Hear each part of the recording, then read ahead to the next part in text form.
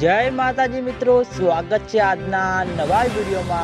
आज તારીખ છે 18/7/2026 ને તમારા બધા આતુરતાથી રાહ જોવા બદલ। કાલે મિત્રો કેટલાક વિસ્તારમાં છૂટાછવાયા વરસાદનું આગમન થયું હતું અને તેના લીધે મિત્રો ઠંડક જેવો માહોલ જોવા મળ્યો હતો। આ વરસાદથી મિત્રો બિલકુલ પણ કામ આવે તેવું નથી, કારણ કે આટલા વરસાદ મિત્રો કઈ થાય એવું નથી। ખેડૂતો મિત્રોની આશા છે કે જેમ બને તેમ બનાસકાંઠા જિલ્લામાં સારો એવો વરસાદ થાય અને બનાસકાંઠા જળાશયમાં પાણીની આવક શરૂ થાય, કારણ કે મિત્રો આ વખતે હવામાન નિષ્ણાત અંબાલાલ પટેલનું કહેવું છે કે ગુજરાતમાં વરસાદી માહોલ ઓછો છે। તેના લીધે ખેડૂતો મિત્રોના મનમાં ચિંતાલાયક પ્રશ્નો ઉભા થતા જોવા મળી રહ્યા છે કે શું આ વખતે બનાસકાંઠામાં જેવો જોઈએ તેવો વરસાદનું આગમન થશે કે નહીં, અને તેની સાથે બનાસકાંઠાના જળાશયમાં પાણીની આવક શરૂ થશે કે નહીં। કારણ કે મિત્રો બનાસકાંઠાના જળાશયમાં પાણીનું આગમન નહીં થાય તો આગામી દિવસોમાં ઘણી બધી મુશ્કેલીઓનો સામનો કરતો પડવો જોવા મળશે। એટલે ખેડૂતો મિત્રોની આશા છે કે જેમ બને તેમ ઝડપી બનાસકાંઠા જિલ્લામાં સારો એવો વરસાદ પડે અને બનાસકાંઠાના જળાશયોમાં ભરાતો થાય। અને આજના વિડીયોમાં આટલું હતું। તમે બધા